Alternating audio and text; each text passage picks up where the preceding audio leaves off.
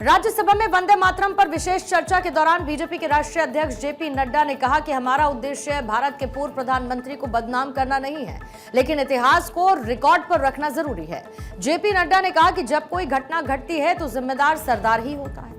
Congress party की सरकार के सरदार नेहरू ही थे और इसीलिए जिम्मेदारी भी लेनी चाहिए। आप अपनी सुविधा के हिसाब से श्रेय लेते हैं, लेकिन आपको जिम्मेदारी भी लेनी होगी। जेपी नड्डा ने वंदे मातरम के अपमान पर कहा कि जो सम्मान और जो स्थान वंदे मातरम को मिलना चाहिए था, वो सम्मान मिला नहीं और उस समय के देश के शासक इसके लिए जिम्मेदार थे। राज्यसभा में जेपी नड्डा के संबोधन के दौरान विपक्ष ने जोरदार हंगामा किया। इस दौरान विपक्ष हंगामे के बीच जेपी नड्डा ने कहा कि मेरे सीधेपन का इतना नाजायज फायदा न उठाइए। जेपी नड्डा ने कहा कि मैं राष्ट्रगान की पूरी इज्जत करता हूं, उसके सम्मान में जीवन को समर्पित करता हूं, लेकिन जानना चाहता हूं कि संविधान सभा में कितने देर नेशनल एंथम पर चर्चा हुई, नेशनल फ्लैग पर कमेटी बिठाई गई, लेकिन जब नेशनल एंथम की बारी आई तो आपने क्या किया? 24 जनवरी 1950 को कोई डिबेट नहीं हुई और ना ही कोई डिस्कशन किया गया। संविधान सभा में भारत के नेशनल एंथम के लिए जो हुआ और उसमें वंदे मातरम के प्रति जो उदासीनता और उपेक्षा का भाव रहा, उसके लिए पूरी तरह श्री जवाहरलाल नेहरू जी जिम्मेवार थे। और उन्होंने यह साफ जिम्मेदारी जाहिर भी की। एक लिखित जवाब में जो भारत के संविधान सभा को दिया गया था, एक सदस्य ने भारत के गृह मंत्री सरदार पटेल से यह जानना चाहा था कि भारत के नेशनल एंथम को लेकर क्या किया जा रहा है। सरदार पटेल को लिखी गई चिट्ठी का जवाब नेहरू जी ने 25 अगस्त 1948 को दिया, जिसमें उन्होंने लिखा कि इस चिट्ठी का जवाब वो स्वयं इसलिए दे रहे हैं क्योंकि इस विषय पर सभी निर्णय वही ले रहे हैं। जेपी नड्डा ने कहा कि कांग्रेस ने हमेशा हर चीज को कबूल किया और कॉम्प्रोमाइज किया है। वक्फ भी इसी का एक हिस्सा है। 1936 में बॉम्बे प्रेसिडेंसी का विभाजन कर दिया क्योंकि मुस्लिम लीग ने इसकी मांग की थी। बाकी लोग नहीं चाहते थे कि ये बटे। 1947 में मुस्लिम लीग ने वंदे मातरम का विरोध किया। कांग्रेस ने इसे अपने रेजोल्यूशन में कबूल कर लिया। जिन्ना ने दो देश की बात कही। 1947 में कांग्रेस ने भारत को खंडित आज़ादी दिलाई।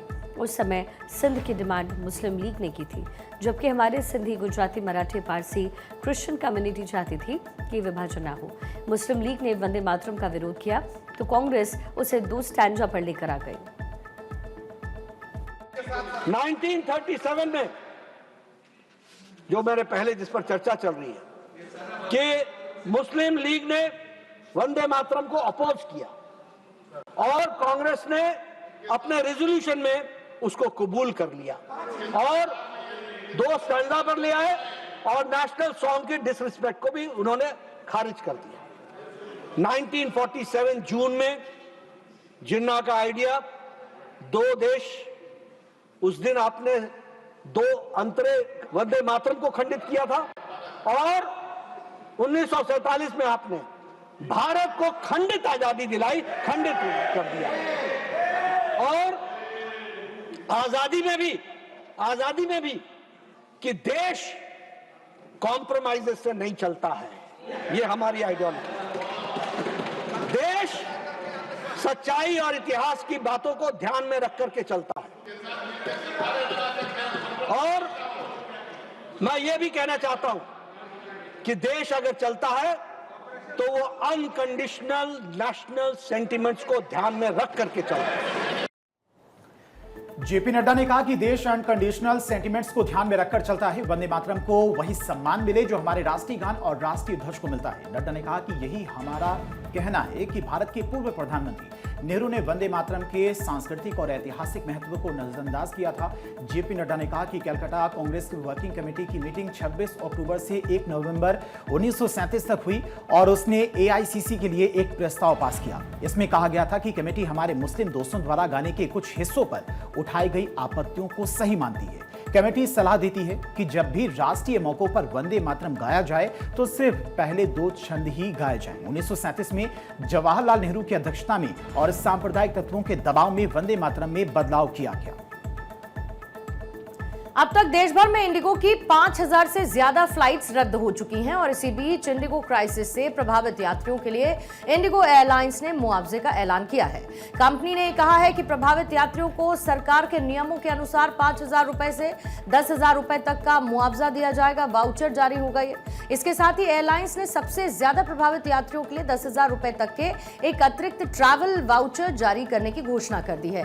इंडिगो की तरफ से दिए जाने वाले ट्रैवल वाउचर की खास बात यह है कि इसे आने वाले 12 महीने तक कभी भी इस्तेमाल बुकिंग के लिए किया जाएगा।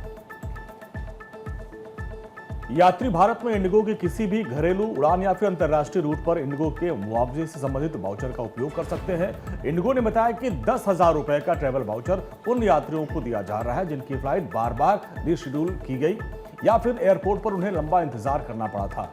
यात्रियों को सलाह दी गई कि वो अपने रजिस्टर्ड ईमेल और मोबाइल नंबर पर भेजे गए मैसेज को चेक करें ताकि उन्हें मुआवजा और वाउचर क्लेम की पूरी प्रक्रिया समझने में आसानी हो। इंडिगो ने यह भी बताया कि मुआवजा राशि डीजीसीए की ओर से निर्धारित दिशा निर्देशों के तहत दी जा रही है। जिन यात्रियों की उड़ानें एयरलाइन की वजह से रद्द हुई वो नियमों के मुताबिक उस मुआवजे के हकदार हैं। इंडिगो ने यह भी स्पष्ट किया है कि मुआवजा राशि फ्लाइट की दूरी, टिकट श्रेणी और यात्री को हुई असुविधा के आधार पर दी जाएगी। साथ ही इंडिगो ने यात्रियों को स्टेटमेंट जारी कर यह भी कहा है कि रद्द फ्लाइट्स के कारण जिन यात्रियों को परेशानी उठानी पड़ी है उनके लिए कंपनी खेद व्यक्त करती है और ये सुनिश्चित कर रही है कि भविष्य में ऐसे हालात दोबारा ना बने। इंडिगो संकट को लेकर सरकार सख्त है। नागरिक उड्डयन मंत्रालय ने पहले ही इंडिगो पर कार्रवाई करते हुए इंडिगो के फ्लाइट्स में 10% की कटौती कर दी है। इंडिगो की फ्लाइट कैंसिलेशन का सिलसिला आज भी जारी है। कुछ एयरपोर्ट्स पर इंडिगो की फ्लाइट आज भी कैंसिल हुई है। सरकार ने इस पूरे संकट के लिए इंडिगो की कार्यशैली को जिम्मेदार ठहराया है। सरकार ने इंडिगो से इस पूरे घटनाक्रम पर डिटेल रिपोर्ट मांगी थी, जिसके बाद आज एक बार फिर से इंडिगो के सीईओ पीटर एल्बर्स डीजीसीए के ऑफिस में पेश हुए।